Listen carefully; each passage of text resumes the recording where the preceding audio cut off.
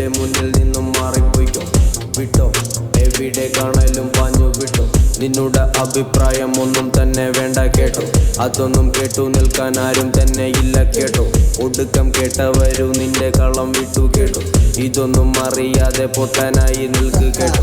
ഇരുണ്ട പാതയിൽ മനം മുറിഞ്ഞു കോലം കെട്ട് ദിനങ്ങൾ ഓരോന്നായി മാറി കടന്നിട്ട് എൻ്റെ കാഴ്ചയിൽ ഇരയായ മന്ത്രിമാരെ ഇന്നു നിന്റെ ഹൃദയ തുടിപ്പിൻ താളം എൻ്റെ കാതിൽ മുഴ